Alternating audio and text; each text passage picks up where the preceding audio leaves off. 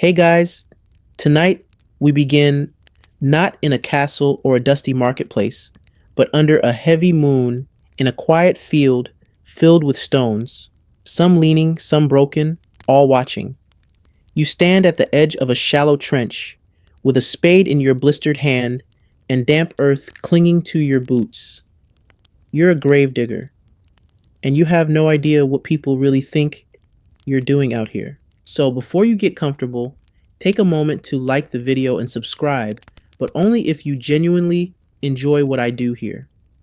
And let me know in the comments where you're tuning in from and what time it is for you. It's always fascinating to see who else is up at this hour, lurking among the oddly comforting whispers of the past. Now, dim the lights, maybe turn on a fan for that soft background hum, and let's ease into tonight's journey together. You trudge toward the far corner of the graveyard, just past the yew tree that everyone avoids after sundown, because tonight you're on night watch duty. Yes, that's a real thing. Back in the day, some folks genuinely believed that corpses might get up and walk away if left unattended. Not because of vampires, mind you. Vampires were a different department. No, this was more about restless souls, wandering spirits, and a healthy dose of not quite sure he was dead superstition. See, it wasn't uncommon for the newly dead to receive a bit of posthumous attention. A few family members would insist on sitting vigil beside the coffin, candles flickering, incense smoking, and someone quietly whispering the equivalent of "please don't move" over and over. But when the family left and the grave awaited, you were the last line of defense between a settled spirit and a midnight jog. Your job wasn't just digging the hole, it was making sure the person stayed in it. And if you heard anything strange, a groan, a cough, a knock, you were supposed to go check with a lantern, alone, into the pit. You know, just in case Uncle Bernard was still in there doing breathing exercises. And no, this isn't horror movie nonsense. There were reports, actual historical accounts, of people being buried alive because doctors weren't so much certified as optimistic. Hence, the night watch.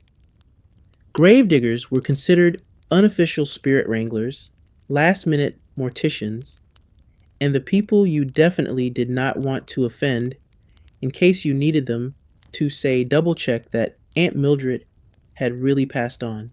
It wasn't glamorous. You wore rough linen that smelled like moldy hay, and your tools were never quite sharp enough or clean enough. Your boots sank ankle deep in mud that had absorbed decades of sorrow and maybe a few too many fingernails. And the shovel? That was less a tool and more of a blunt instrument designed for back pain and existential dread. But somehow, you kept showing up every dusk, because if you didn't, the community started whispering. Why aren't the dead resting? Was the gravedigger drunk again? I told you he buried that widow on the left side. You never bury on the left side. And while we're talking about spiritual duties, don't forget the burial charms. Some mourners would tuck little tokens into the coffin to appease the dead, which mostly just meant you'd occasionally dig up a doll's head or a dried frog in a pouch. You didn't ask questions. You just made a note to wear thicker gloves. The irony, of course, is that while the town believed you were some kind of night warrior, keeping the undead at bay with a shovel and a slightly confused expression, you were mostly just trying to get the hole even. The earth was never level. The stones always shifted. And the crows? Oh, the crows were judgy. Every night you stood there, lantern swinging gently, breath fogging in the cold, listening for sounds you hoped would never come, and yet there were always stories. My cousin swears he saw a hind twitch. The dog barked at a fresh grave for 3 days straight. Old Farmer Tilly came back for his pipe. And you just nodded and shoveled a little faster. Historians still argue whether night watch duty was spiritual, symbolic, or just a polite way to delay the burial until the body started to smell really dead. But to you, it was just Tuesday. You knew every mound of earth, every crooked stone, every tree root that tried to rip your ankle out of alignment like a chiropractor with anger issues.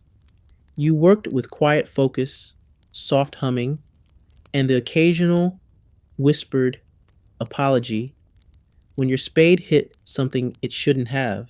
And while the town slept, wrapped in their blankets and certainty, you were out here under the stars, reminding the universe just a little that someone was still watching, just in case the dead decided to change their mind. You're leaning on your shovel, catching your breath, when you hear it, a faint metallic ding. You freeze. It's soft, but unmistakable, like a spoon tapping a tin cup. You squint toward the rows of fresh earth, heart doing the thing hearts aren't supposed to do when you're standing alone in a field of professionally planted corpses. And then it happens again. Ding. This is where your job description gets awkward. See, in some parts of 18th and 19th century Europe, people were so scared of being buried alive that they invented safety coffins, little contraptions with strings tied around the buried person's finger, which connected to a bell above ground. Yes, a literal bell on a stick situation. If the dearly departed felt a bit too lively after burial, they could tug the string and ding, ding, ding, hope you were nearby, awake, and not already drunk on the complimentary ale they used to pay you with. Congratulations, you are now the bell monitor. You shuffle toward the noise, lantern trembling just slightly in your hand. The grave is fresh, the bell gently swinging, and you're praying it's just the wind, or maybe a squirrel, a particularly sadistic squirrel. The town insists these bell systems are a kindness, a precaution, a thoughtful advancement in funerary technology. You, however, consider them a moral trap. Because what if it is someone? What if you dig them up and they're alive? Now what? Take them home? Introduce them to the village? Hey everyone, turns out Herbert wasn't dead, just deeply misunderstood. But let's say you don't hear a bell. Doesn't mean you're off the hook. Some coffins had little air tubes, basically straws for the afterlife, just in case.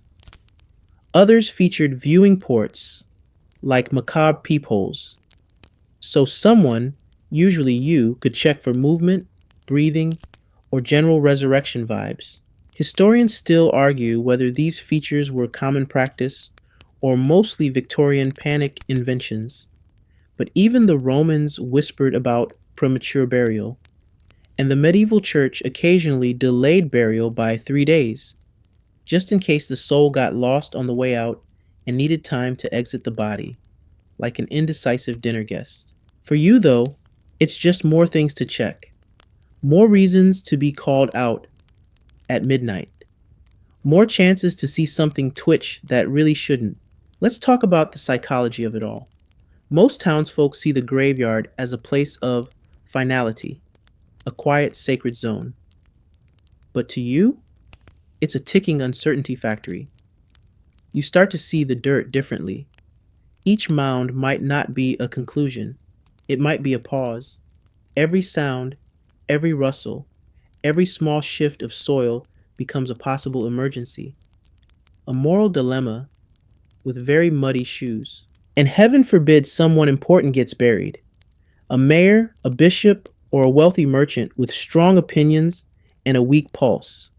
Suddenly, you're not just a digger, you're a guard. Families beg you to keep an eye on him for a few nights, which is how you end up sitting by a grave at 2 a.m., sipping cold broth, muttering, Please don't knock. Please don't knock. Even worse are the false alarms. One night, a bell rings and you sprint to the grave, trip over your own bootlace, twist your ankle, and land face first in a patch of mushrooms. Turns out, it was just a raccoon using the bell string as a toy. That raccoon still lives in your nightmares. But let's be clear, some of the real stories are unsettling. There are documented cases of coffins opened to find claw marks on the inside, teeth marks, disturbed wrappings. And while modern science tells us this was likely due to gas buildup, coffin collapse, or post mortem shifting, try telling that to your spine at midnight. There's even one account of a man whose body was exhumed after supposed resurrection dreams in his village. They found him upside down in his coffin. The implication? He woke up, panicked, flipped over, and died a second time, this time properly. You learn pretty quickly that being right once doesn't mean you're right forever. Of course, not everyone supports your nightly patrols. Some think you're stirring up trouble. If they're dead, they say. Leave them be. Easy to say when it's not your name carved in fresh granite. Still, the bell hangs, the string tugs, the soil shifts, and you keep listening. Because if you don't, who will? You don't talk about it much. Not because it's a secret, but because when you do, people get that look. The kind of look reserved for someone who says, actually, the moon did whisper to me last Tuesday. So you let them assume your nights are quiet, peaceful, meditative even, that you just stand around watching clouds and admiring owl calls. You don't mention the time you swore you heard a knock, or when you dug up a casket to find scratch marks, or that one week the same bell rang 3 nights in a row with no one buried there. You keep it to yourself, because in this line of work, it's not about being believed, it's about being ready. You return to your shovel the next morning, bleary-eyed and a little unnerved, only to be met by a new concern, the curse. Not a metaphorical one like I hate Mondays, but a very literal, whispered by midwives, painted on the back of old door frames kind of curse. Because apparently, spending too much time with the dead doesn't just make you unpopular at parties, it might also make you dead adjacent. Local lore insists that grave diggers absorb something. Not a cold, not a smell, but an essence. The kind of invisible residue that settles into your bones when you dig one too many graves, handle one too many bodies, or, heaven forbid, help rebury someone who already had a perfectly good eternal resting place. Your neighbors glance sideways at you. Their children whisper things about how your shadow moves even when you don't. The baker won't touch the coins you hand him. One lady swears you bring bad luck just by walking past her tomatoes. And honestly, her tomatoes did look pretty awful this year. Historians still argue whether these beliefs stemmed from actual superstitions or just good old-fashioned scapegoating. Because it turns out, being the person who handles dead people doesn't exactly boost your social standing. In many societies, grave diggers were both needed and quietly feared. Sacred, yes, but also slightly off. Some believed your soul became thinner with each grave, like a candle burning at both ends, slowly melting into the soil you stirred. If you ever caught a cold, people assumed it was the spirits finally taking their turn. If you laughed too hard, they said it was nervous hysteria. And if you smiled at a funeral, well, clearly, you were already halfway to the underworld yourself. Let's not forget the burial rituals you were required to follow. You couldn't just toss someone into a hole and call it a day. Oh no, there were steps, specific ones. And if you mess them up, even slightly, you risked unleashing something hungry. That's the word they used. Not angry, not confused, hungry. You were supposed to turn the body a certain way, usually east, toward the rising sun. The head had to be placed just so, and you never left the grave open overnight. That was inviting trouble. Trouble in the form of sickness, crop failure, or goats giving birth to oddly shaped potatoes. Sometimes families insisted on rituals you weren't even trained for. Pouring salt into the grave, laying iron nails across the chest, tying the toes together with red string. You just did as told, because arguing with someone holding a chicken feather and chanting in Latin rarely ends well for anyone. The worst was when a body had to be reburied. Maybe the grave was in the wrong place. Maybe the family changed their minds. Maybe the priests forgot to bless it. Whatever the reason, digging up a previously buried body was considered the equivalent of slapping a ghost in the face. You'd be instructed to perform the reburial carefully, a word that, in this context, meant chanting awkward phrases in a language you didn't understand and sprinkling things like ashes, herbs, or wine onto the casket while trying not to sneeze. If you accidentally drop the body, that's a triple curse. If it moved, you consider retirement. And yes, you've had dreams. Odd ones. Faces you've never met. Whispering names you don't know. Waking up with dirt under your fingernails when you swore you didn't leave the house. Once, you woke to find your boots facing the wrong way at the foot of your bed. You live alone. The thing is, being surrounded by death doesn't make you morbid. It makes you aware of cycles, of time, of how many things people will try to bury that aren't technically dead yet. And yet, despite the suspicion, despite the whispers and cold stares, and the fact that no one invites you to baptisms anymore, you keep showing up. Because someone has to. You wrap your hands around the wooden handle of your shovel, worn smooth by hours and weather and sweat, and you dig. Each shovelful of dirt thuds into the growing pile with a rhythm as steady as breathing.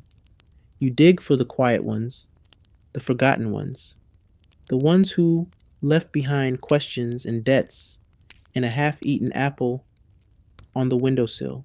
And when the grave is ready, you step back. You wipe your brow.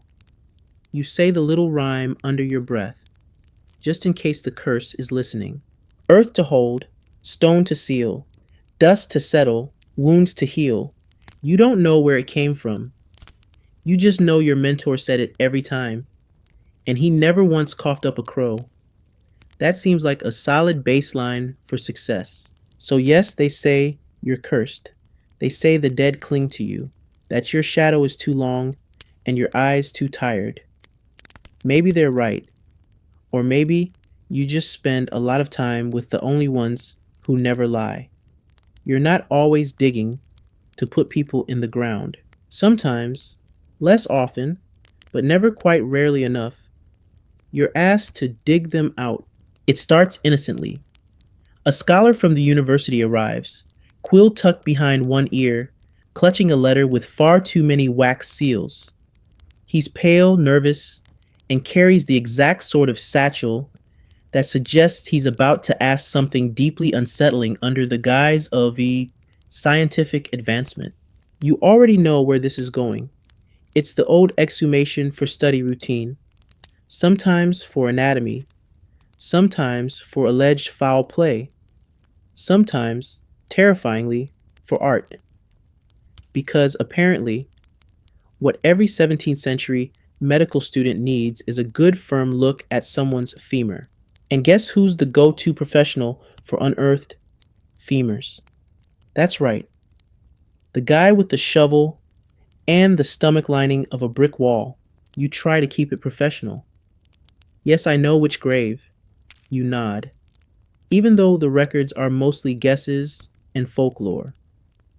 You carry your tools like it's just another job. But in the back of your mind, you know that this isn't normal. You're not a resurrectionist, but you might as well be. You start digging, slower than usual.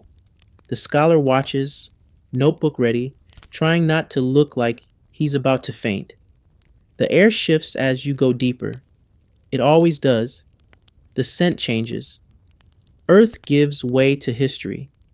And then you hit the wood, or what used to be wood. The coffin has collapsed, sagged inward, and now resembles a damp sandwich someone forgot in their bag for a decade. You pry it open, or at least what's left of it. Inside, the remains of a person who, just a few years ago, was meant to rest in peace. Now, they're part of someone's research. The scholar steps forward, eyes wide with wonder, saying something about cranial structure and post-mortem decay patterns. You just step back and wonder what this person would think, being dug up by a man who once ate cold stew out of a tin near their headstone. Historians still argue whether this kind of digging was legitimate science or opportunistic grave robbing. In truth, it was both.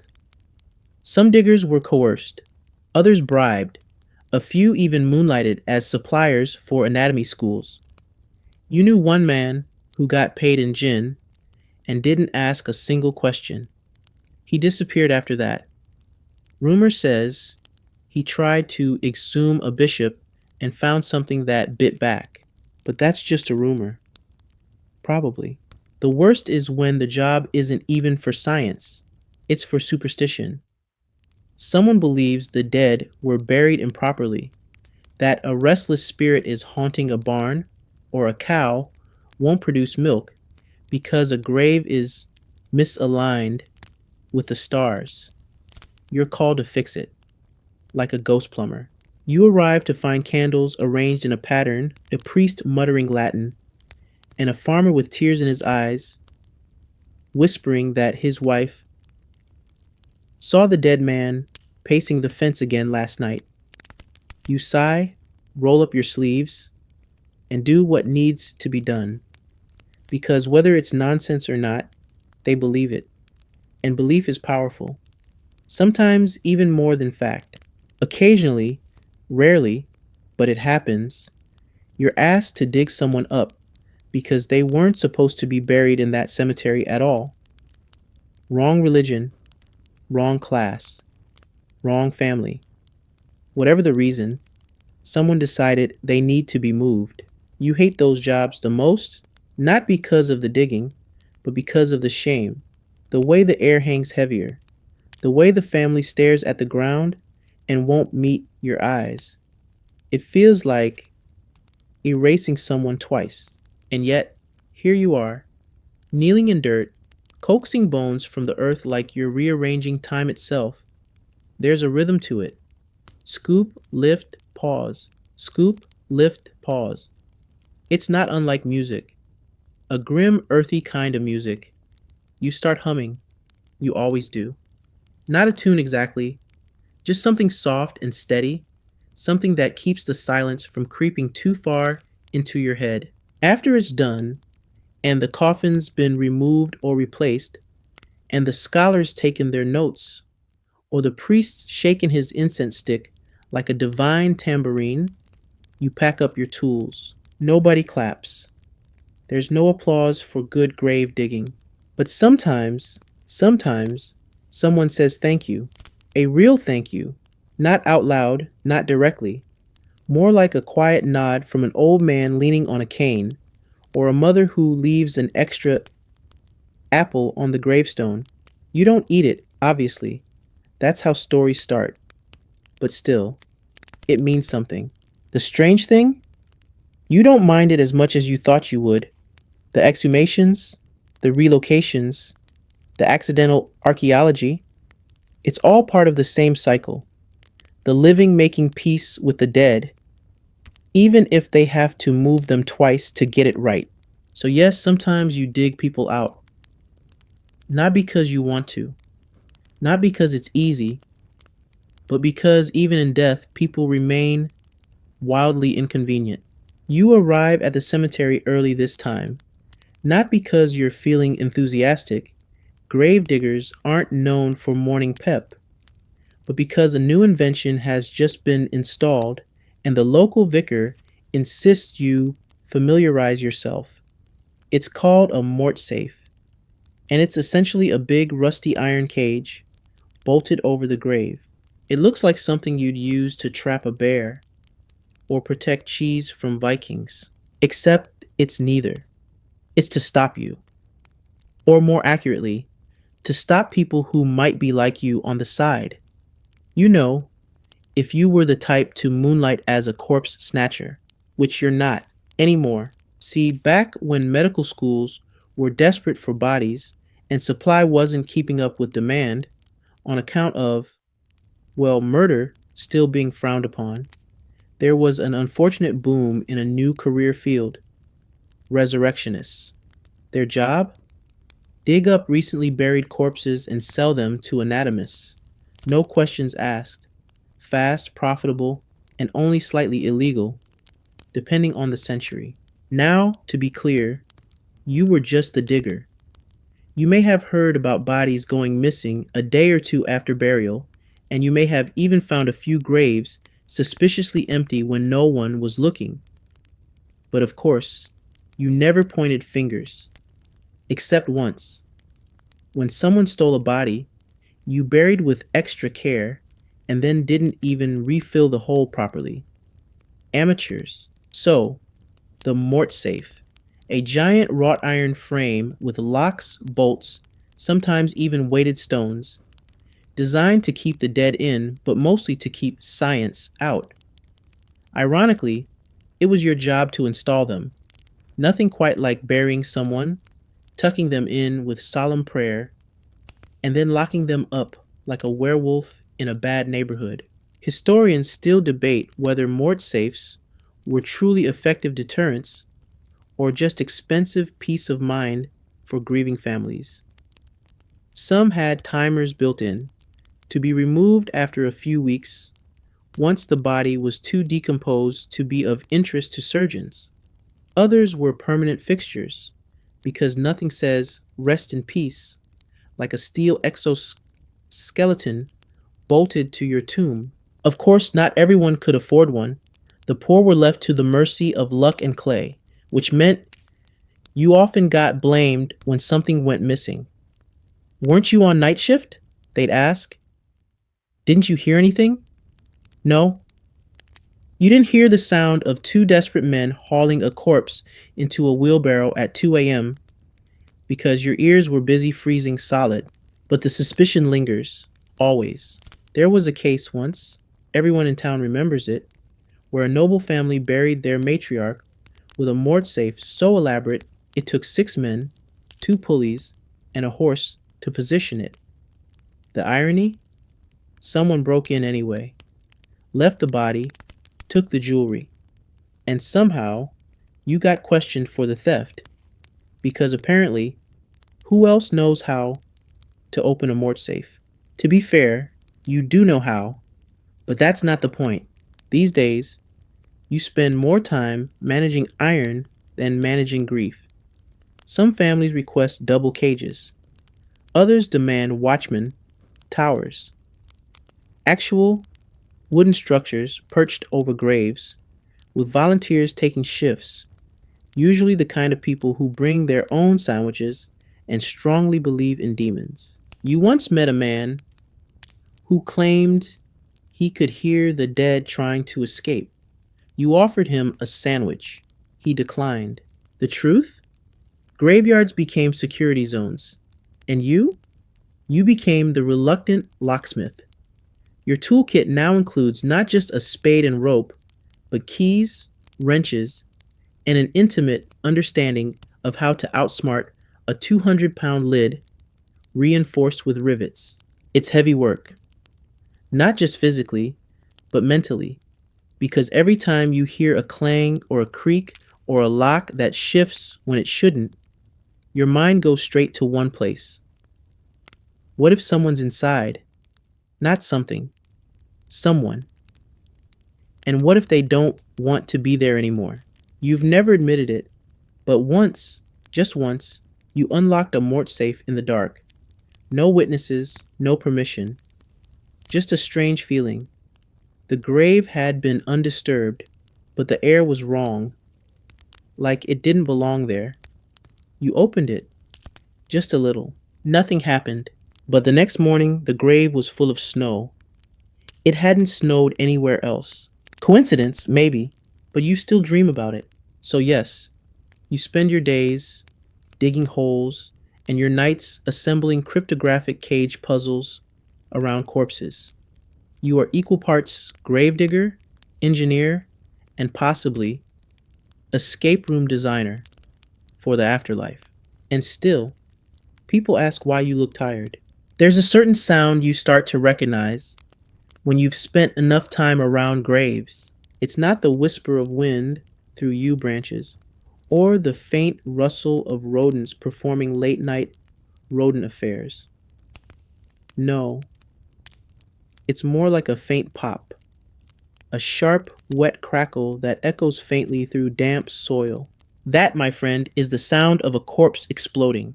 Not a metaphor, not a ghost story, just biology.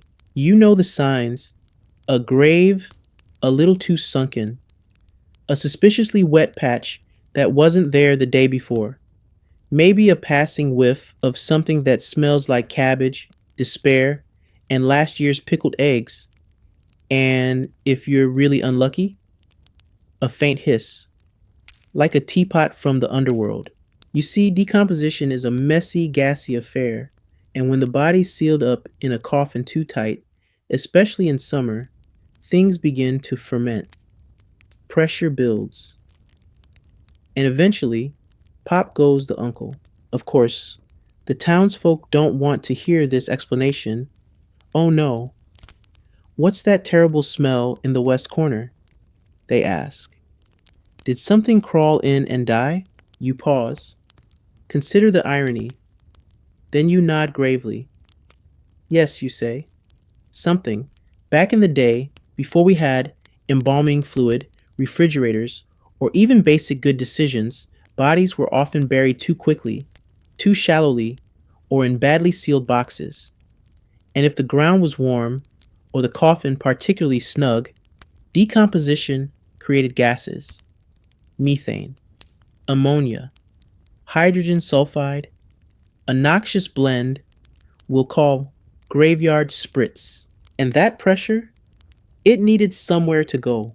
So it went out, sometimes through the seams of the coffin, sometimes through the mouth, occasionally through less polite exits.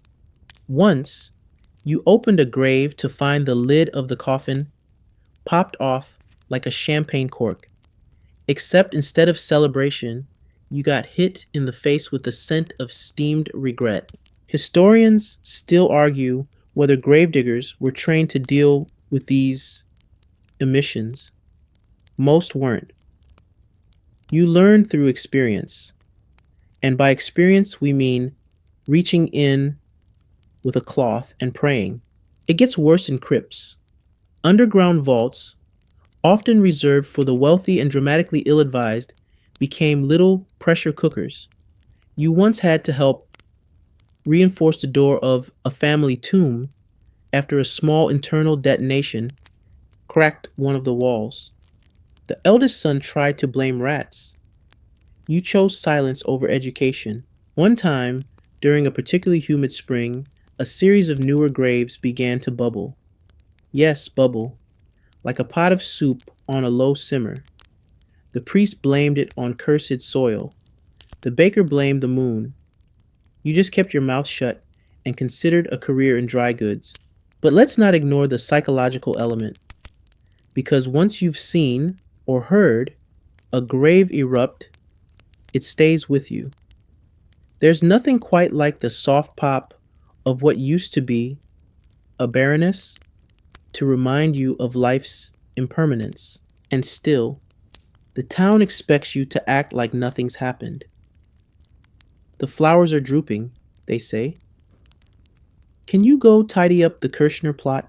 You nod, you smile, and you go stand beside a grave that just performed a quiet biological firework show under 6 feet of dirt.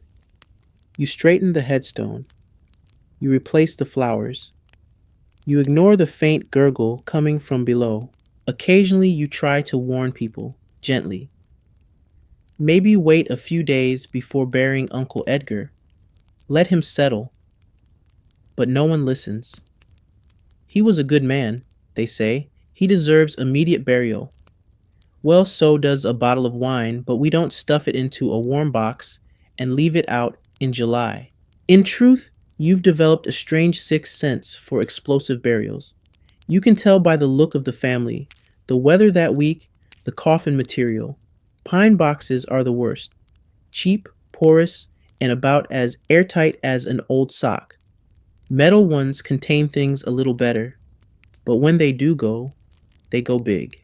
You've taken to carrying a scented cloth in your coat pocket, lavender and sage mostly. Not because it helps, nothing helps, but it gives you a moment to pretend your life isn't full of unplanned, posthumous pyrotechnics. And yet you dig, because someone has to. Someone has to know when a grave needs pressure relief. Someone has to explain, politely, that a sealed casket in July may require ventilation modifications. And someone has to make the call when a grave hisses back at you. And so, under the heavy sky, with a spade in one hand and a jawline full of restrained screaming, you do what must be done. You dig. You brace. You try not to breathe through your nose. You once joked that the dead could surprise you. You didn't expect them to do it audibly. You don't think much about footwear until yours becomes a tool of bad luck. It's early morning, your breath misting in the air, when the cobbler's daughter runs up to you in tears. She's maybe 10, covered in soot and superstition, wailing something about the wrong foot, a family curse, and most importantly, that you caused it. You? You just walked past her house, on your left foot first. Apparently that matters now. See, there's a delightful little belief swirling around your town like smoke from the baker's chimney. If a grave digger steps foot inside the cemetery with the wrong foot first, the consequences can range from mild inconvenience to utter ancestral doom. Specifically, the left foot is unlucky. Why? Some say it's the foot of the devil. Others claim it's because the left-hand side is traditionally associated with shame, sin, or forgetting where you put your dignity. Either way, if you step left first into a cemetery, or worse, out of one, you're practically inviting misfortune to dinner and offering it your best chair. So now, on top of keeping the dead down, avoiding bell-string disasters, and dodging mid-decomposition confetti, you're also being evaluated on your step choreography. You try to explain that your boots don't know the difference between right and left anymore. They're just dry, cracked leather, filled with old socks and quiet despair. But the villagers don't care. To them, a misstep is a mystical insult, one that you, as the shovel-wielding death concierge TM, are clearly responsible for. From that day on, you start being extra cautious. You pause at the graveyard gate, glance down at your feet, and step deliberately, right first, always right first. You tap dance through the headstones if it meant avoiding another accusatory stare from Mrs. Petrov. But here's the twist. Just when you think you've mastered the unlucky foot lore, someone tells you the rules are reversed on holy days. That's right. On feast days, solstices, and anything vaguely resembling a lunar event, you're supposed to step left first into consecrated ground, or risk being followed home by something quiet with wet hands. Historians still argue whether these step-based superstitions were tied to actual religious doctrine, folk beliefs, or simply the villagers trying to make your job as confusing as humanly possible. You suspect the third option. Once you slipped while stepping in with your correct foot and landed on both knees. The priest who witnessed it simply crossed himself and mumbled, "Well, now, we'll see if the livestock make it through spring." "Thanks, Father Gregory." Very comforting. Then there's the grave alignment problem. Some people insist their relatives must be buried facing east. Others say it must be west. A few believe the head must be uphill so the soul doesn't drain out. One man once demanded that his father be buried diagonally. Why? So he could keep an eye on both the sunrise and the tavern. You obliged. Because why not? You know the cemetery like the back of your hand. You've memorized every slanted cross, every cracked cherub, every footstone that sticks out just enough to trip an unsuspecting mourner into a crisis of faith. And yet, each day brings a new rule, a new charm, a new foot-based disaster to avoid. There's even a rhyme the children sing: "Step with the left, and grief will rise.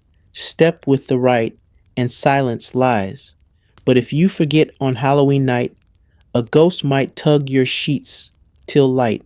Cute, right? Except one kid actually claimed a ghost did tug his sheets. And now you're the reason Timmy hasn't slept in 2 weeks? His mother stops you in the street with that tight-lipped fury only candle makers and exhausted parents can manage. You try to keep your head down. You tie a bit of colored thread around your right boot. Just a little reminder. Right foot good. Left foot doom. You never thought your legacy would hinge on which foot you favor, but here you are, tiptoeing through your career like it's a slow-motion landmine course. The real kicker, you've started dreaming in footwork.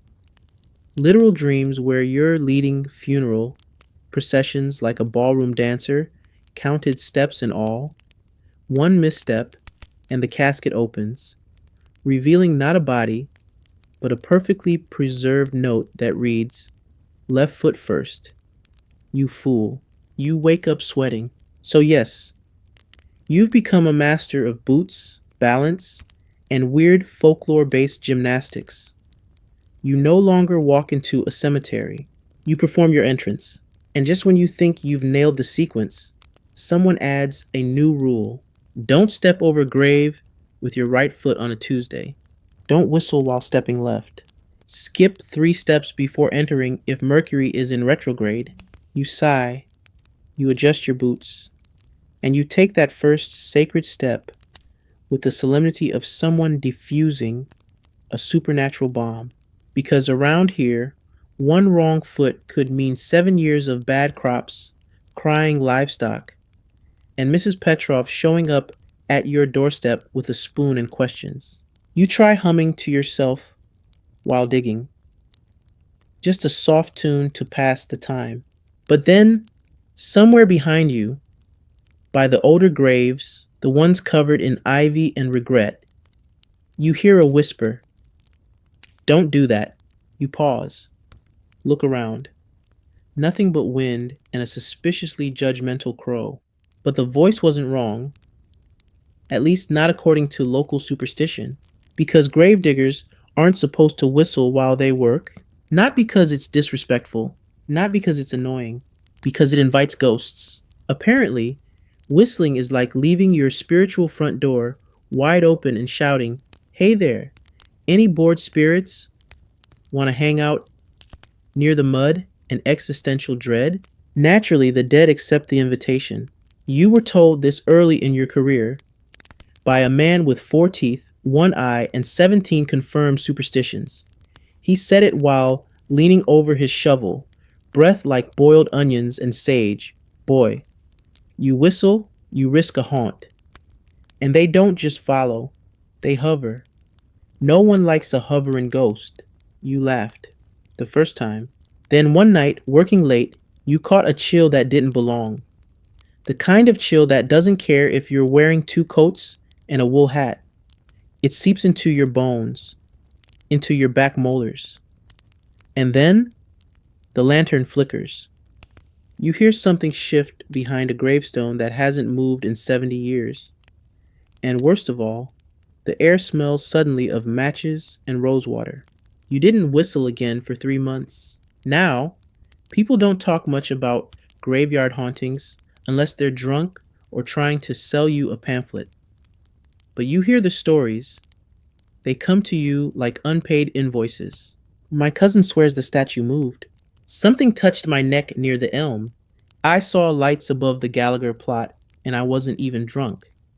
You nod politely, offer non-committal grunts, secretly wonder if they stepped with the wrong foot, whistled, or buried someone diagonally during a blood moon. Historians still argue whether graveyard hauntings were ever taken seriously or simply fueled by candlelight paranoia and a chronic lack of indoor hobbies. But in your experience, something lingers. Maybe not ghosts, maybe it's memory, or grief, or just the collective weight of too many final goodbyes.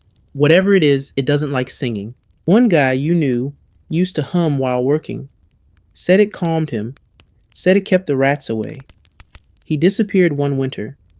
All they found was his boots, neatly placed by a headstone, laces tied. Nobody ties their boots after they vanish. Nobody. Of course, the village blamed frostbite, wolves, bandits, anything but that. You didn't argue. You just made sure your own boot stayed dirty, messy, and very much untied. It's not just whistling they warn against. You're also advised never to speak the name of the dead aloud after dark, especially not near their graves. Apparently, that acts like a roll call, and if they hear you, they might answer. You made that mistake once. You were checking headstones for erosion, reading names quietly to yourself. When you said, Alistair Finch, a gust of wind knocked your lantern over. You thought it was coincidence, until you passed his grave the next morning and found fresh boot prints beside it. Only one set. Yours were on the other side. You started keeping your voice down after that. And then there's the matter of shadows. Grave diggers, they say, aren't supposed to cast a shadow at midnight. It's an omen. Of what exactly no one agrees. Plague, madness, early taxation. But it's definitely not ideal. Which means on certain nights, you've caught yourself glancing behind you just to see if you're still casting. You once watched your shadow stretch across a freshly dug grave and shrink slightly. You told no one. Another time, you caught a flicker of movement out of the corner of your eye, only to realize it was your own silhouette, waving. You do not wave while shoveling. You whispered a prayer. To whom? Hard to say, but it seemed polite. Nowadays, you work quieter, slower, more respectfully, not because you're afraid, but because you've learned. There's something about walking the same ground, day after day, watching the seasons turn over the same stones, that gives you a sort of reverent caution. You still hum, but only in daylight. You still speak, but only to the living. And you never ever whistle, because in a place where nothing moves, every little sound matters. You get invited to a wedding once. Well, not so much invited as tolerated. The bride's cousin was buried just last month, and you'd handled the grave with enough grace and minimal weeping from the family that someone, probably drunk and sentimental, decided to extend you a +1. You go, of course, out of curiosity. Also, the catering is rumored to involve meat pies with actual meat, which is rare. But the moment you walk in, something shifts. The music falters. Heads turn. Someone spills a drink and mutters, "Why would he be here?" That's your reputation in a nutshell. See, you exist in this weird space. You're essential. Everybody needs you eventually, but no one wants you sitting too close, especially not at a wedding. You're a reminder, a whisper in the room's corner, the guy whose daily to do list includes words like exhume, enter, and occasionally bone bucket. It's not personal. Not really. People just don't know what to make of you. You spend more time with the dead than the living. Your boots track cemetery dust. Your fingernails are eternally grimy. You know things they'd rather forget. And yet, you're technically employed by the church, which makes you a bit holy. Sort of. Theologically adjacent. A spiritual groundskeeper with better stamina than most monks. But there's a catch. You're not allowed to sit in the front pew. Ever. It's unspoken, of course. No rule posted, no signs, just centuries of sidelong glances and seat scooting.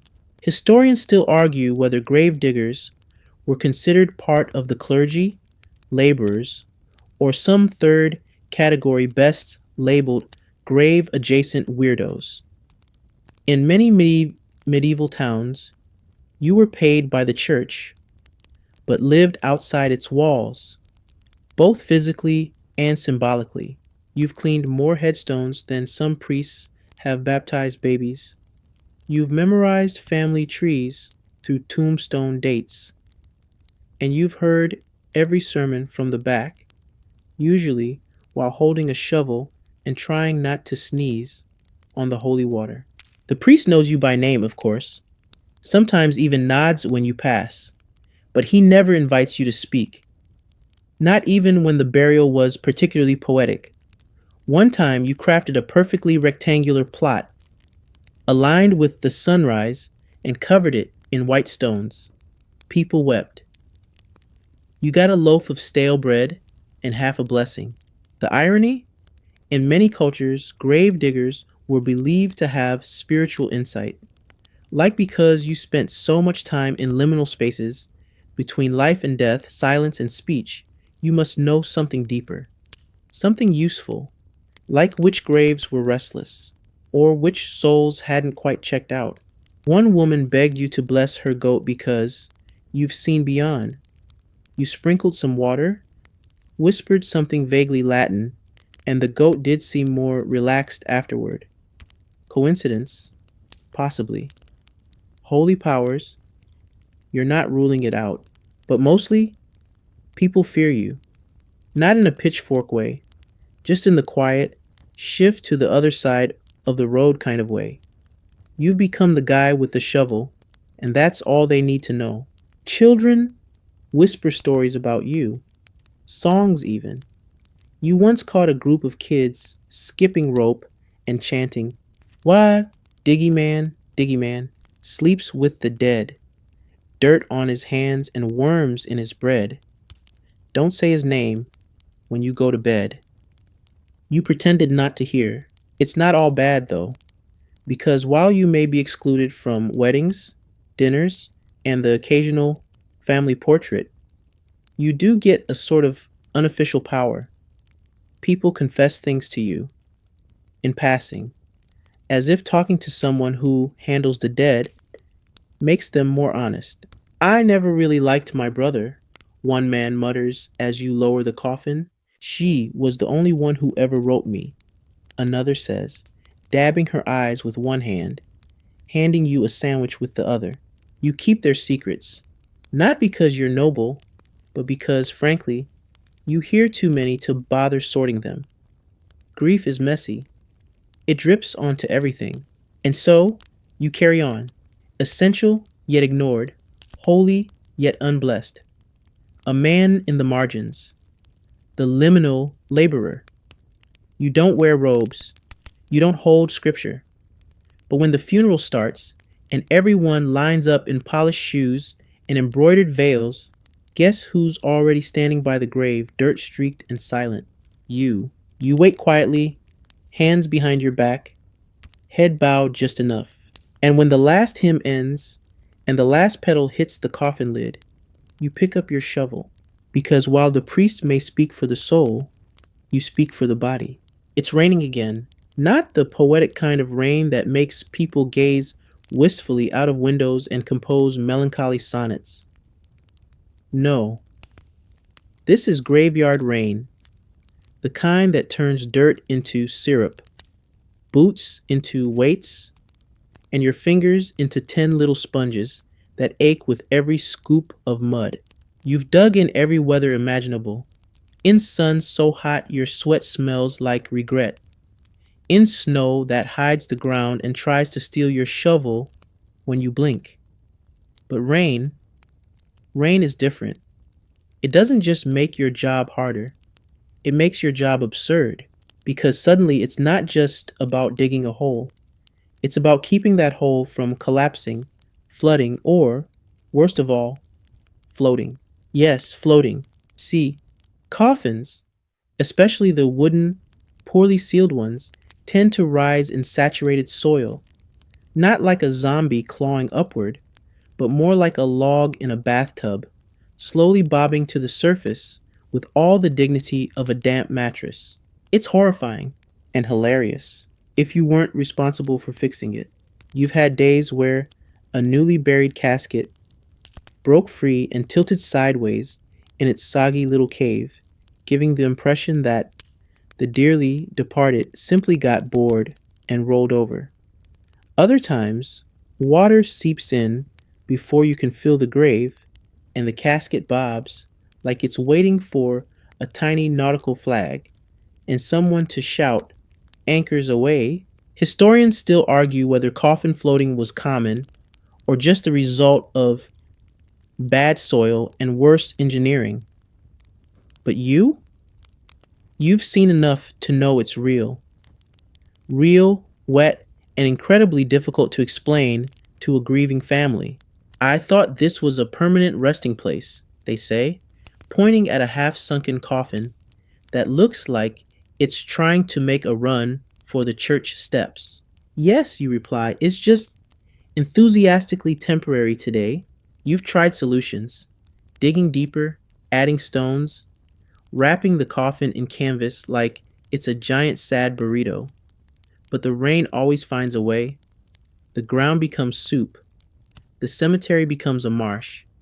You become a very tired man with mud in places mud should never go. You start carrying planks, wooden boards to brace the walls of your dig site. They don't always work.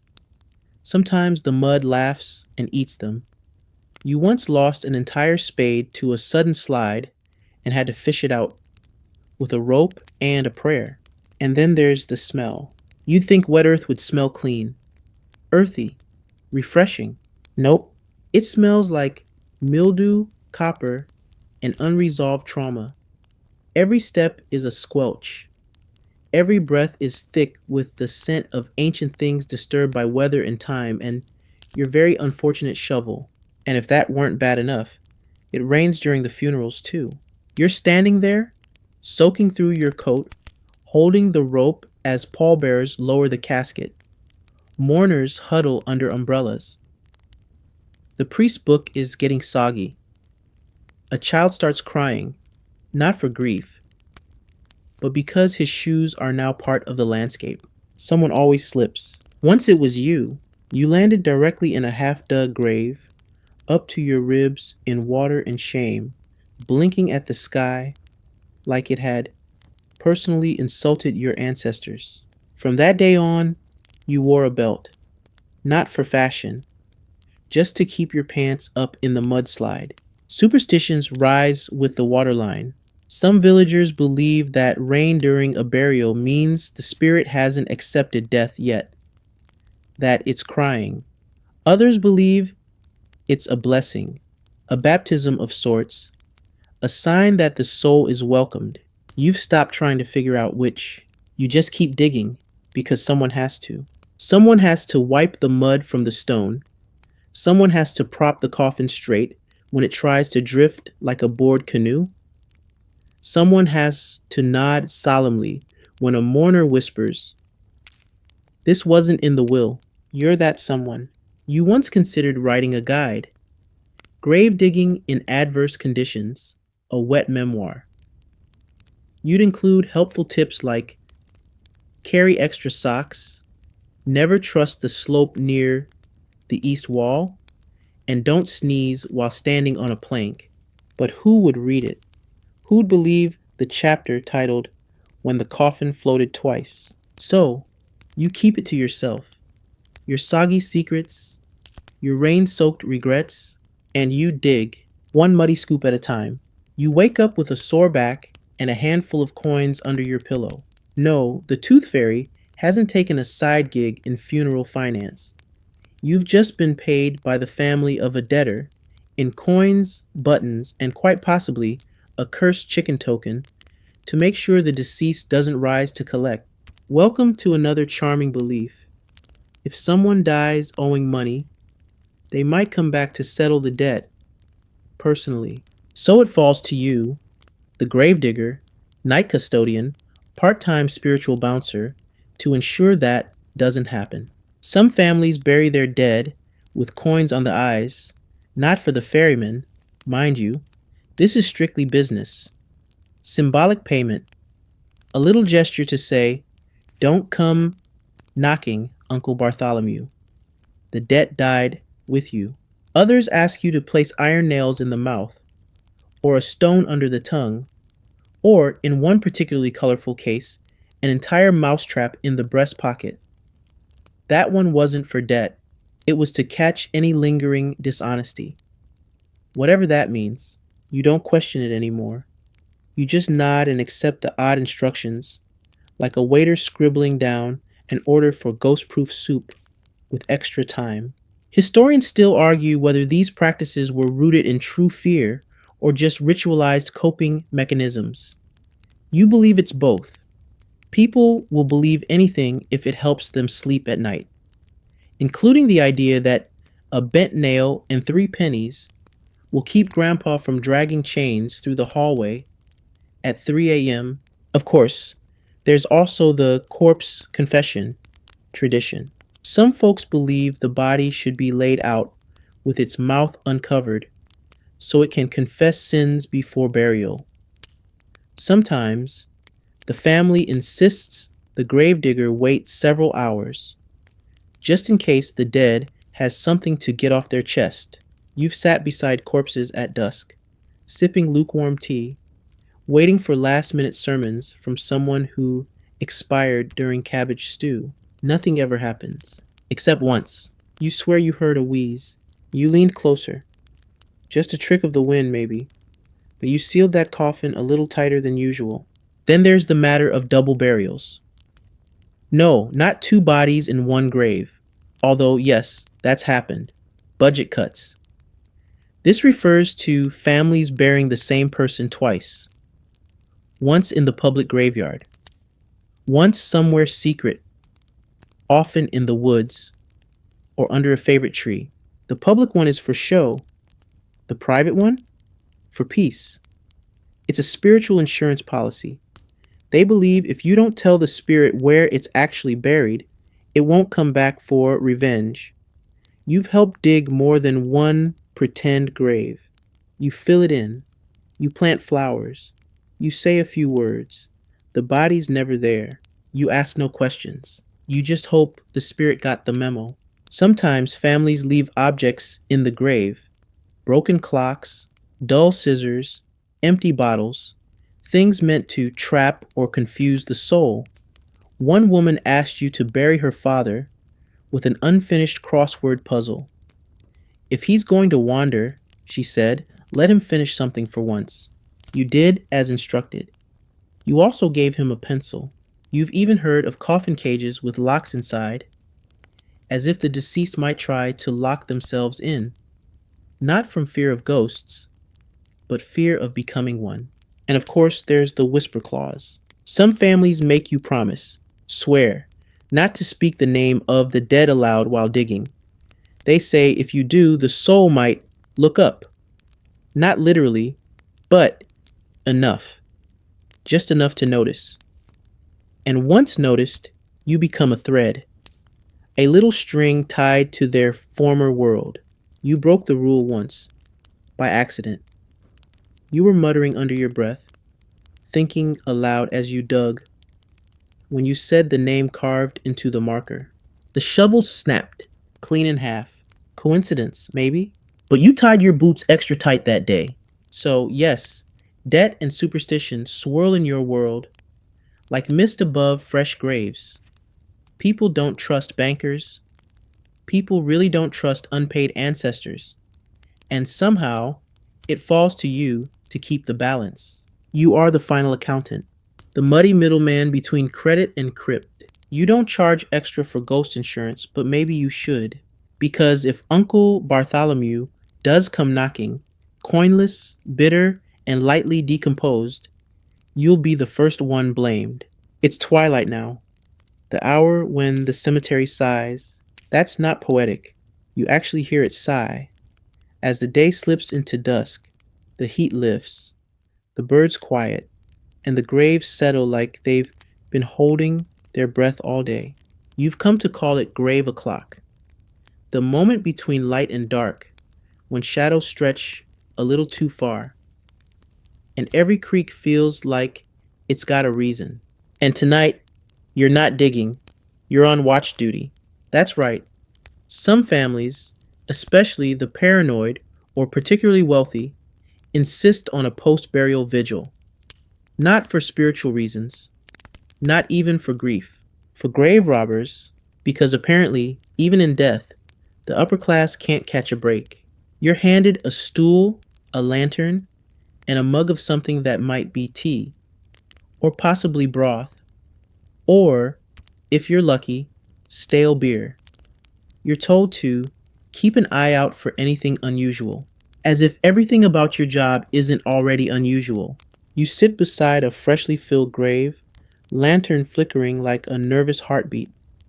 Around you, the cemetery goes still, too still, the kind of stillness that makes your boots feel too loud, your breathing too ambitious. People think grave robbing is a historical exaggeration, some crime from Dickens' novels and penny dreadfuls. But no, it was real. Still is, if you know where to look, especially when certain doctors get a little too curious, or art students need skeletons, or someone hears a rumor about jewelry buried with Aunt Mildred and decides to dig up her secrets and her brooch. Historians still argue whether grave robbery was driven more by desperation, science, or sheer ghoulishness. You say it's all three, with a sprinkle of greed and a dash of very poor decision making. You've chased off your share of shady figures over the years, never directly. You're not a hero, but you have made your presence known, rattled chains you just happen to keep around. Let your lantern pass a little too slowly over a headstone. Once, you whistled, just once, and that man hasn't been seen since. You felt bad afterward, mostly. Then there are the decoy graves. Another odd but practical request. Families will ask you to dig a second empty grave nearby. No name, no marker, just a hole with a lid, ready to fool any would-be thieves into taking the wrong body. One time, a grave robber did fall in. The next morning you found his boot, one glove, and a note that simply read, "Nope." You didn't report it. Then, you have the anti-theft burials, metal mesh woven over the coffin, iron bars placed above and below. You once buried a woman who was placed in a literal steel box, wrapped in chains, locked, and sealed with wax. Not because anyone was coming for her, because she might try to leave. Her husband was very nervous. You get it. And yet, for all this protection, you are the true line of defense, the last man standing, the sleepless guardian of tomorrow's memories. And it's lonely. You sit under a tree whose roots have tasted more bones than wine. You sip your tea broth, whatever, and listen. Not for footsteps, those are obvious. You listen for intention, the long pause, The shift in weight. The kind of silence that means someone's trying not to be heard. You once caught a man halfway into a grave, shirtless, muttering about a map. You calmly pointed out that the grave belonged to a child. He wept. You handed him a sandwich. He left quietly. Another time, you found claw marks. Not human, not fresh. You told no one, except the priest. He blessed your boots. Occasionally, a mourner returns at night, just to sit, not to steal, not to scream, just to be near someone who used to make the world feel less awful. You let them be. You don't approach. You don't ask. You just stay nearby, lantern glowing like a tiny lighthouse in a sea of sorrow. Because grief doesn't always follow the rules, and neither does love. So, here you are, watching, listening, holding space for the living, the dead, and the incredibly bad at stealing things quietly. The lantern sputters, the wind picks up, and just as you're about to doze off, you hear a twig snap. You stand, not afraid, just ready. Because when you're the only soul awake in a city of the dead, you learn to stand quietly, firmly, like a tree, like a warning. You don't need to shout. The shovel on your shoulder does all the talking. You get a special request today. Not the usual kind. No cursed trinkets, no diagonal burials, no whispered bribes to make it look deeper than it is. This time, the family wants something ceremonial. A burial performed under the zodiac's blessing. You blink at the letter. Read it again. Apparently, the deceased was deeply into astrology. She believed that being buried at the wrong planetary alignment could result in an inconvenient reincarnation, like coming back as a goat with arthritis or a tax collector in a drought year. You look up at the sky. It's cloudy. Perfect. You arrive at the cemetery an hour early, lantern in one hand, celestial chart in the other. You do your best. You dig slowly, carefully, muttering lines like, Venus is in retrograde, but she'll have to deal with it. Then the astrologer relative arrives, clutching a compass, a jar of herbs, and what appears to be a deeply confused ferret.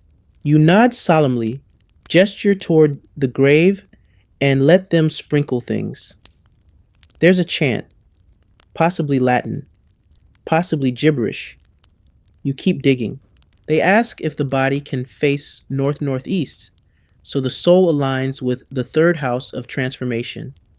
You adjust. You've made weirder pivots. One family insisted their grandfather be buried holding a spoon, just in case he was hungry on the other side.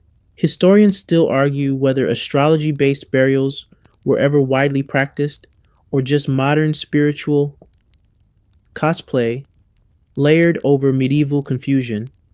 But you know the truth. People want meaning, especially in grief.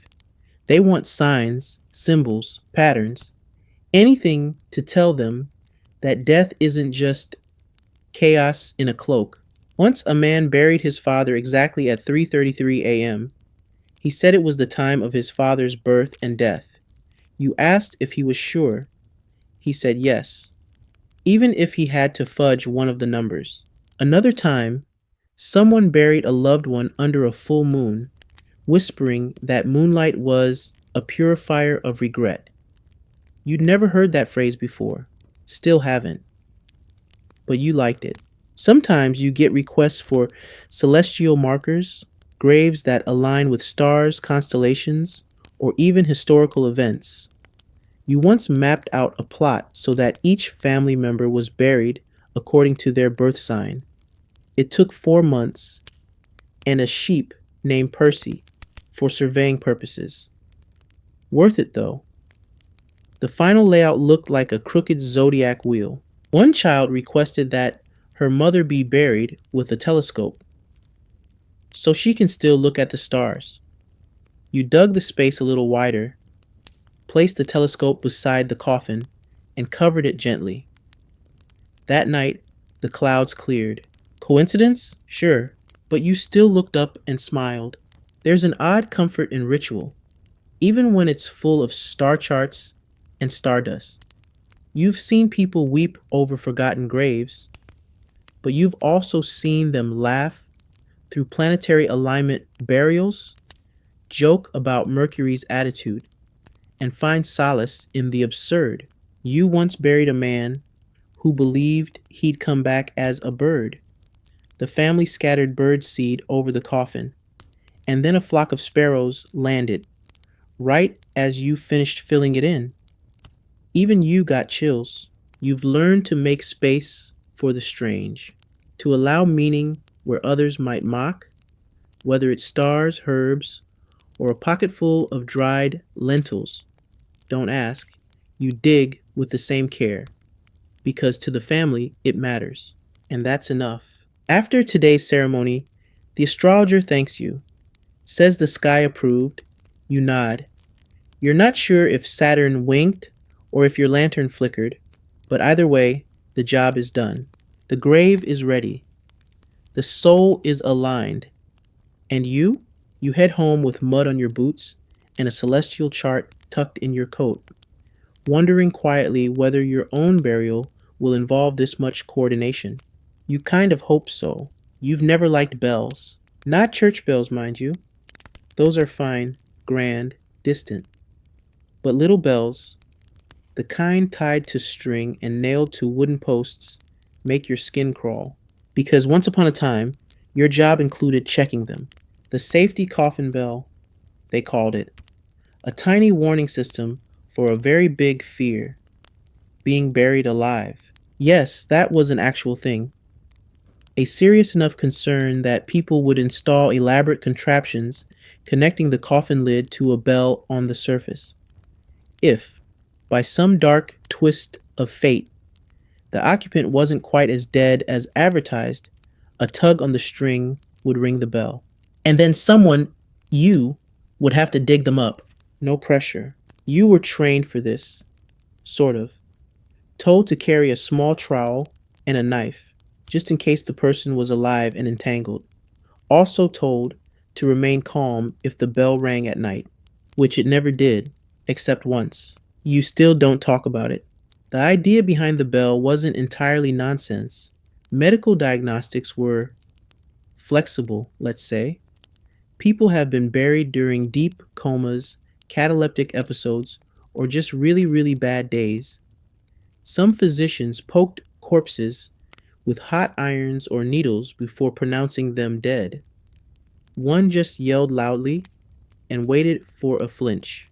And so the bell system flourished, especially during plagues, when "bury them quick" was a public health motto.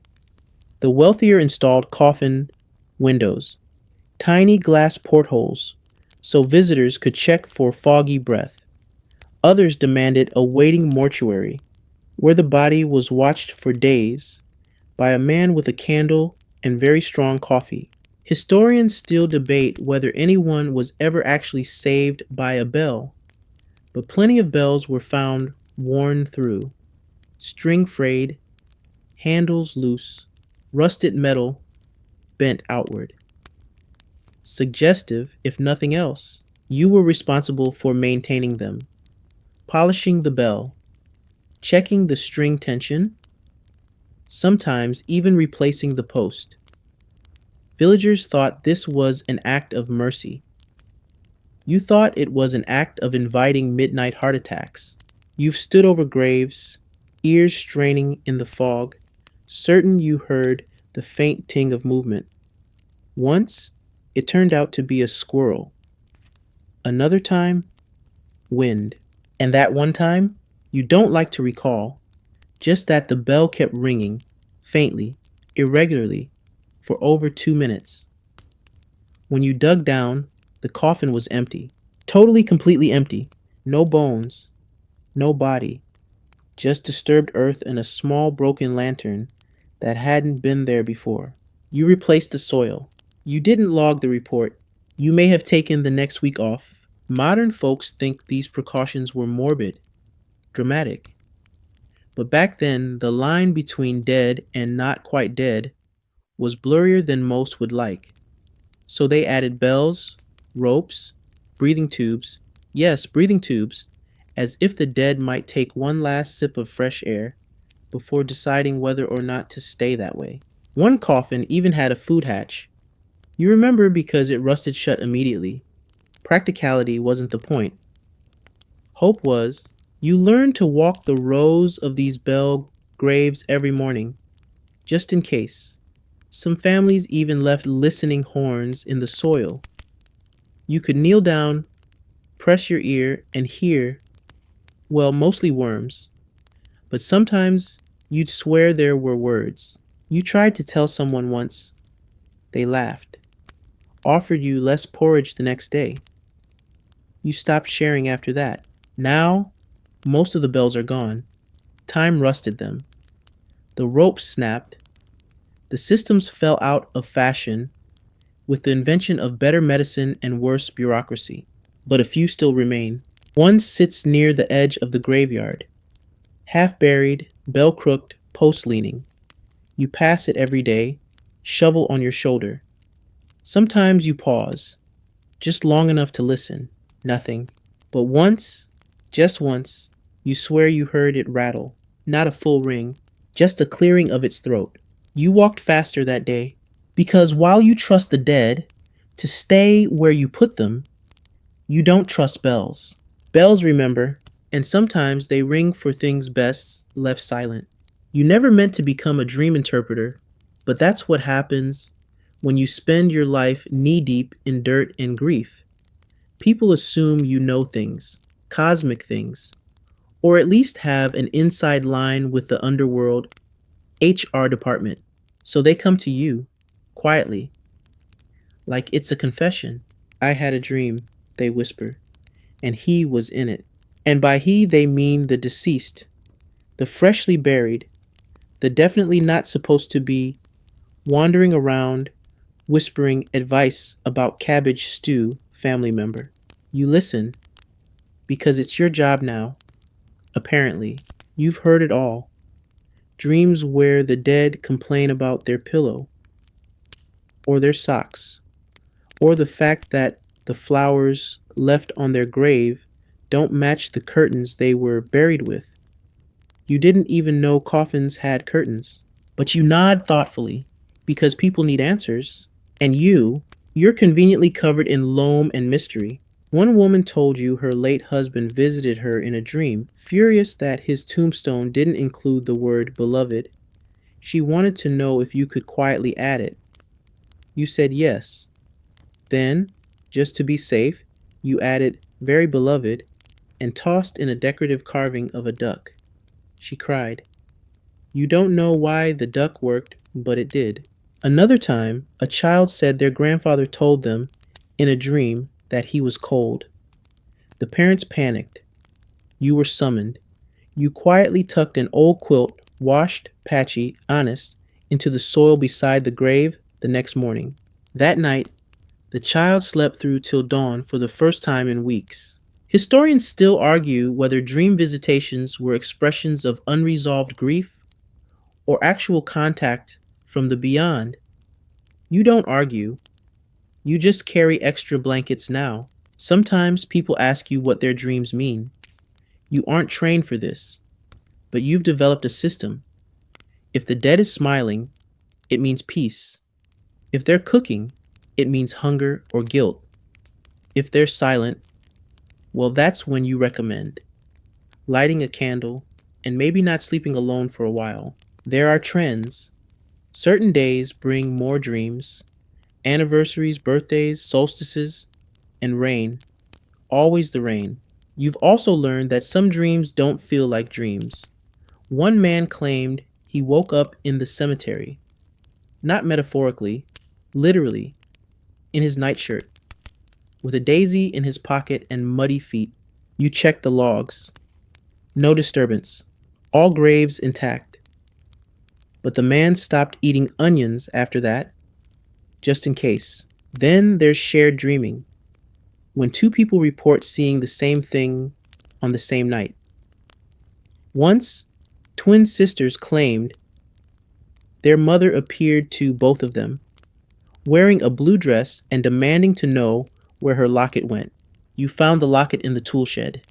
No idea how it got there. You placed it back in the grave. Dreams stopped. Coincidence? Maybe, but probably not.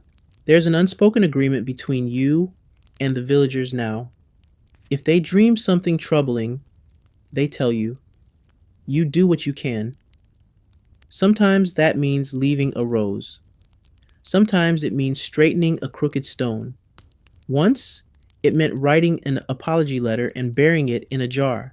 And sometimes, you just listen, because the dead don't always haunt through rattling chains or flickering candles. Sometimes they show up in dreams, wearing old coats, asking for jam. You once dreamed of a woman you never met. She asked you to move her husband, said she didn't like the neighbor he was buried beside. You ignored it. A week later, the family came to you, said they'd made a mistake, wanted to relocate the grave. You nodded slowly and didn't charge them. Now you keep a notebook by your bed for dreams. You don't share them, not usually, but you write them down, just in case. Because in your line of work, dreams are messages. And even if you can't read the language, you can hold space for the words. So yes, you're a gravedigger, but some nights, you're also a translator for the inexpressible. You're given your weekly pay in a leather pouch that smells like turnips and low expectations. Inside, 4 copper coins, a half loaf of rye bread, and, on the good weeks, a small ceramic token shaped like a pig. You don't know what it's for.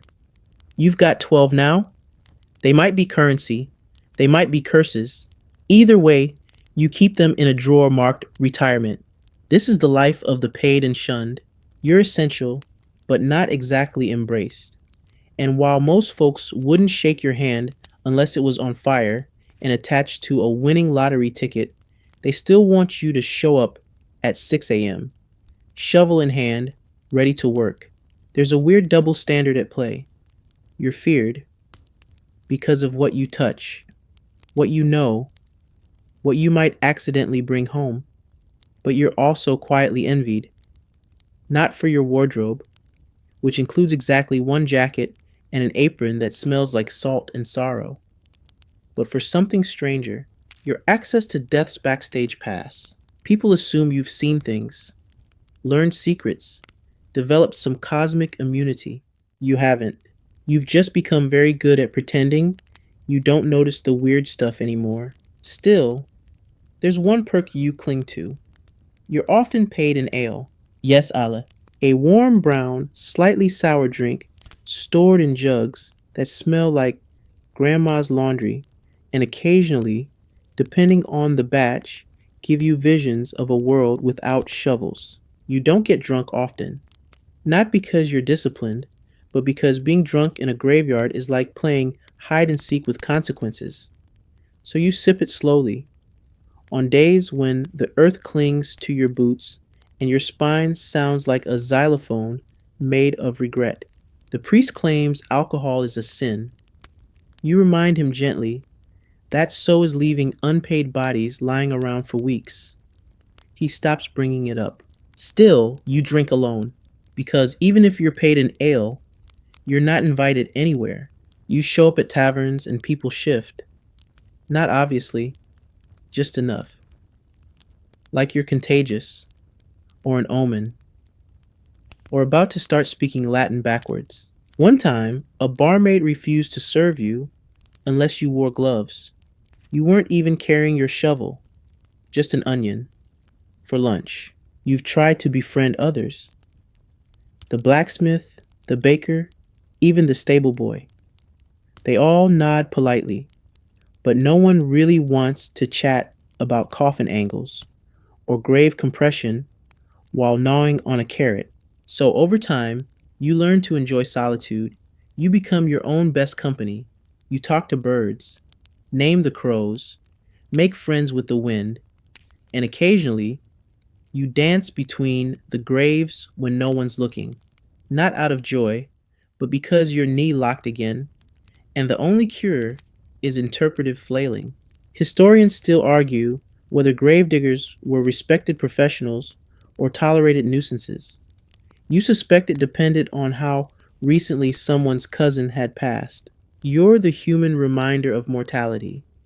People don't like being reminded of expiration dates, especially not by someone who smells faintly of peat and has dirt permanently lodged under their fingernails. Still, some folks soften. The flower vendor leaves extra petals at the gate. A young boy once gave you a drawing, crayon stick figures of you and him digging happily beside a rainbow. You cried, quietly, behind the mausoleum. Then you laminated it and tucked it into your coat. Your favorite moments are those rare accidental connections. When someone thanks you, not with words, but with a nod, or a loaf, or a small candle left unlit on the corner of a grave you tidied. You don't need applause, you need acknowledgement. Because in this job, the pay is thin, the ale is inconsistent, and the social life is basically you and your shadow arguing about whose turn it is to carry the lamp. But there's a strange dignity in it, a quiet pride, and sometimes that's enough. So you take your coins, your stale bread, your mystery pigs, and you show up again the next day because someone has to. Someone who knows which end of the shovel goes down.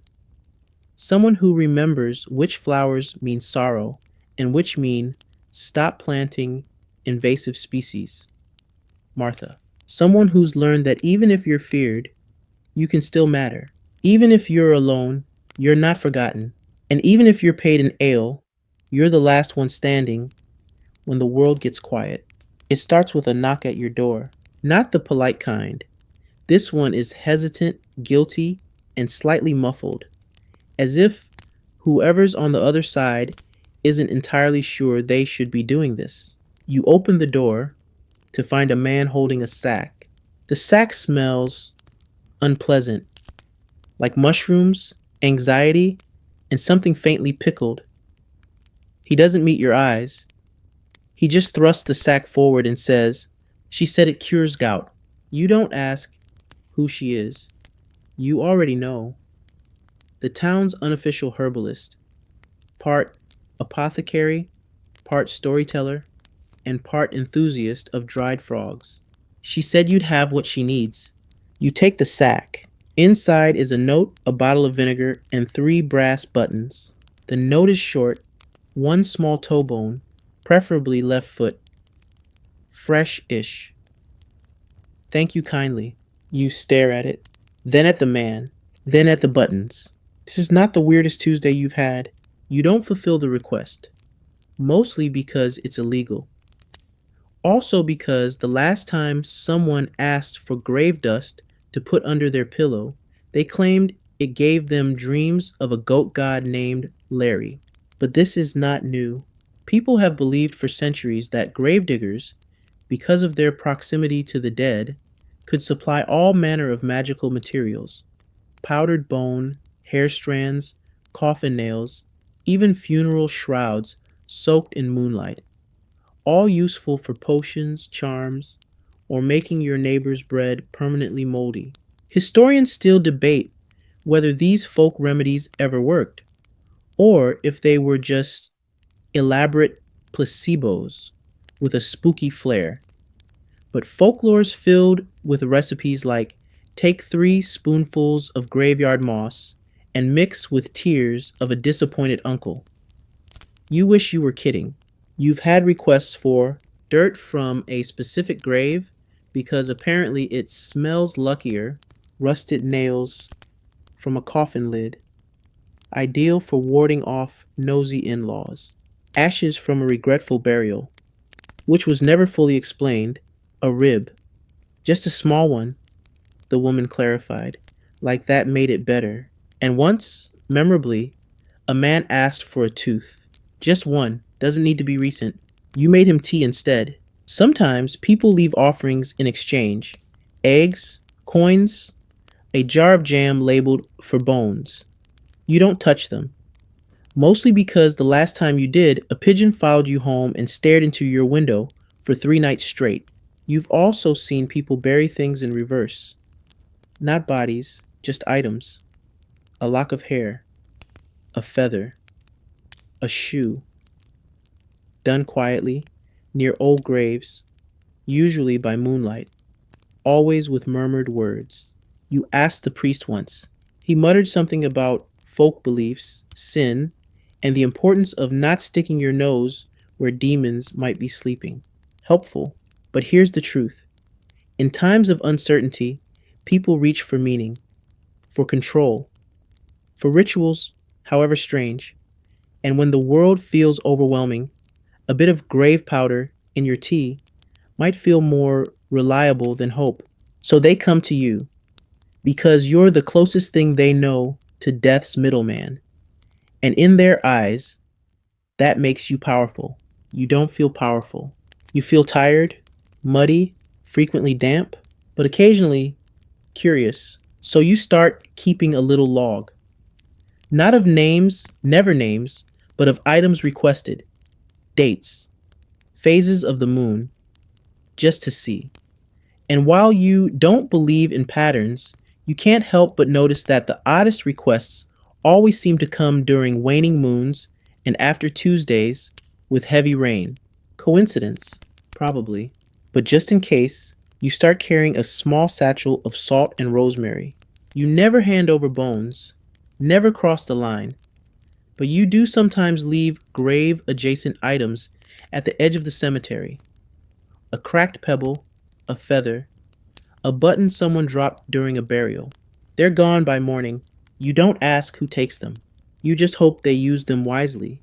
Because in a world where people believe grave dust can banish nightmares and coffin nails can protect against back pain, it's good to have someone in the middle, someone who knows the difference between a charm and a very bad idea. And in this graveyard, that someone is you. You're cleaning up after a long burial, the kind that ends with weeping, rain, and someone dropping a loaf of bread into the grave just in case he gets hungry. When you notice something unusual, a small weathered coin, half buried near an older grave, it's not currency. Not really. Too smooth, no face, no value. Just a faint symbol. Something like a bird mid-flight or a leaf mid-scream. You pocket it. Not because you need another mystery trinket, your drawer is full, but because graveyard coins are their own kind of superstition. People leave them as payment, not for you, but for them, the dead. And it's not always for the ferryman either. In some villages, people believe coins placed near the grave help pay off lingering emotional debts. You cheat on your taxes? Leave a coin. Forget your cousin's name during their eulogy? Coin. Regret not feeding the cat that one time in 1312? Toss a coin and hope the spirits forgive you. You found hundreds. Some are placed gently on headstones, others tucked into tree roots, buried under moss, or lodged between bricks in the old chapel wall. Some come with notes, tiny scraps of parchment, curled and crumbling. One said, "I'm sorry for the soup. You didn't want to know more, but you read them anyway, quietly, like bedtime stories for ghosts." Historians still debate the origins of these death coins. Were they linked to ancient Roman obols for Charon, or later European traditions of spirit bribery, or maybe just people trying to do something, anything, with their grief? You suspect the last one. You've seen children leave buttons, lovers leave jewelry, and once a grown man place an entire wheel of cheese beside his mother's grave. He didn't explain. You didn't ask. You just kept an eye out for mice. Over time, you began collecting the lost coins. Not the intentional ones, not the offerings, but the dropped, the forgotten. You keep them in a small wooden box under your bed, labeled unclaimed fare. Sometimes you wonder if you'll need them. Other times, you wonder if they already belong to you. There's a quiet superstition that says every gravedigger dies with pockets full of coins, not because they hoard them, but because they've been slowly marked. Each burial, each goodbye, like a ledger filling with invisible ink. You once dreamed of those coins clinking inside your boots. You walked and walked, but never got lighter. So now, you leave them behind when you can. A coin on a bench. A coin on a stranger's doorstep. A coin tucked into the fold of a child's drawing left at the cemetery gate. It's a small act, but maybe it balances something. Maybe it pays for the silence, for the whispered names, for the weight of standing in so many endings. And you've learned that coins talk, not loudly, not clearly, but when you hold one in your palm, there's a heat or a chill or a memory. Not yours, theirs. One coin made your hand go numb. You buried it that night under a full moon. A cat watched the whole thing. You didn't sleep well, but the headache stopped. Another coin made your ears ring. You gave it to the river. It bobbed once and vanished. Then there was the coin you found with a hole through the center, and the words, "Don't forget," scratched into the edge. You keep that one close. So yes, coins show up and go missing. And sometimes they're more than just metal. They're reminders, promises, apologies that couldn't be spoken out loud. And while others might walk past them, write them off as litter or history, you know better. Because in the quiet corners of the cemetery, where moss grows thick and time slows down, the dead still trade, not in gold, but in meaning, and it's your job to make change. There's a grave at the edge of the cemetery that no one visits. It leans slightly left. Its nameplate is faded, the letters half swallowed by lichen. You've tried to clean it a few times, but the moss always comes back stronger, like it's protecting something, or keeping something in. You don't know who lies there. There are no family records, no flowers, no stories passed down from nervous villagers over pints of ale and superstition. Just a name you can't quite read, and a date so old it looks like it was carved by a particularly melancholic squirrel. But here's the strange part. Every year, on the same morning, just before the first frost, you find a single glove sitting on the stone. Always the left glove, always wool, always damp. You don't know who leaves it. You've tried staying up to watch. You even napped under a nearby tree once, but when you woke, the glove was already there, perched neatly like it had been delivered by a very polite ghost with a sense of symmetry. You've asked around. No one claims it. No one wants to. It's become known in whispered local lore as the glove grave. Some say it's a love story, that the buried soul once lost a hand, saving someone, and the gloves are offerings of gratitude. Others say it's a curse, that the hand still roams, looking for its match, and the glove is a bribe. Stay in your grave. Thank you very much. No need to go crawling. You personally think it's just a lonely story no one finished writing? Historians still argue whether such unvisited, forgotten graves were left alone out of fear, shame, or simple loss of records. You suspect all three. Cemeteries are full of holes, not just in the ground, but in memory. And for some reason, these graves are always the ones that echo. Not literally, though you swear you once heard a hum from that left-leaning stone, but emotionally. You feel them in your spine, in the way the wind turns sharp when you pass, in the way birds avoid the branch above. You started a habit years ago. Every time you finished your rounds, you'd stop by the glove grave. Say nothing. Just stand. Once on a whim, You left your own glove. It was gone the next day. In its place was a polished button. No thread, no explanation. You still carry it in your coat. Over time, you started tending to the lost graves, the ones no one visited, the ones whose names were scratched away, whose stones had sunk, whose fences had rotted into toothpicks. You trimmed their grass, whispered greetings, told them the weather. You once read aloud an entire story about a dragon who knitted sweaters. No reason, just felt right. And slowly, the air around those graves softened. You can't prove it. No charts, no glowing lights. But something changed. The silence felt warmer. You've also noticed animals avoid the glove grave. No birds land, no squirrels dig. Even the dog from the mill house, who loves belly rubs and biting sleeves, won't go near it. That alone should make you nervous.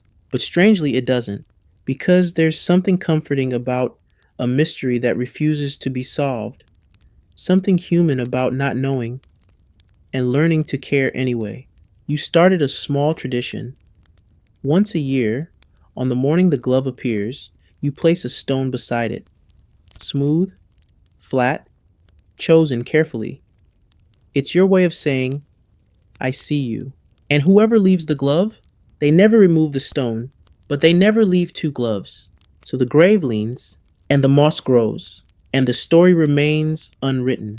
And you keep showing up, because some graves may be forgotten by others, but you remember them. Every stone, every name, every silence that asks to be heard. You're walking the rows at dusk, as you always do, lantern swinging gently in your hand, the flame casting long, sleepy shadows across the stones. Your boots know the way. Every dip, every root, every spot where the ground slumps slightly, as if exhaling under centuries of weight.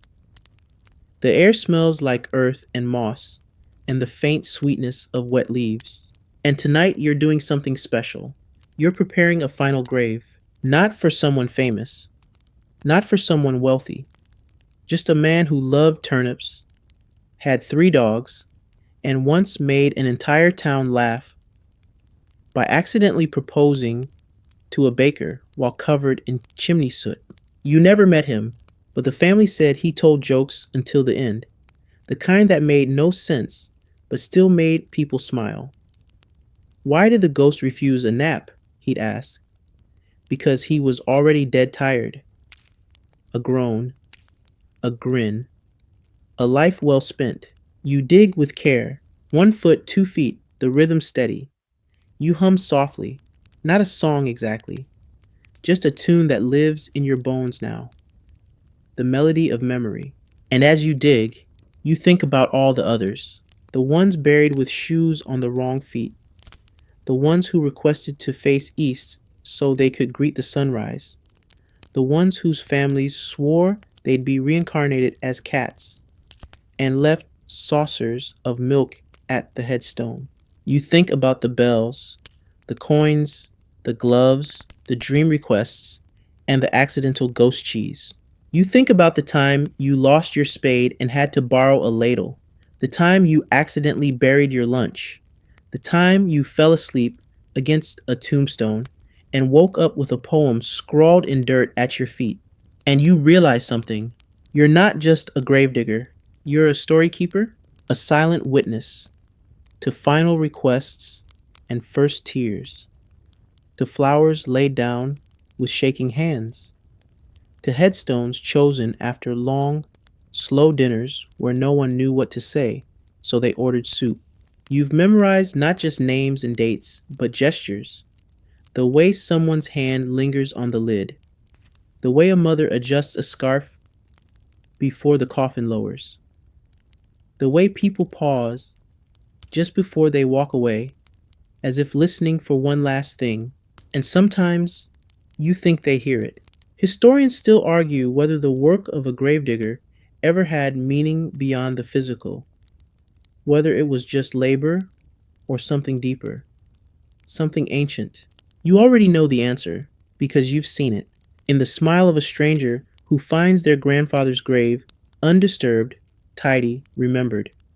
In the way a child skips between stones, unafraid.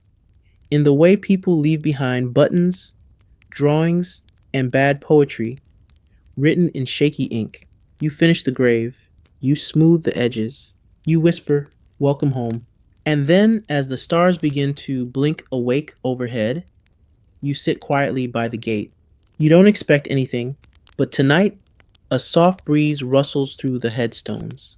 And somewhere, not far, not close, you think you hear a bell. Just once. Clear, then gone.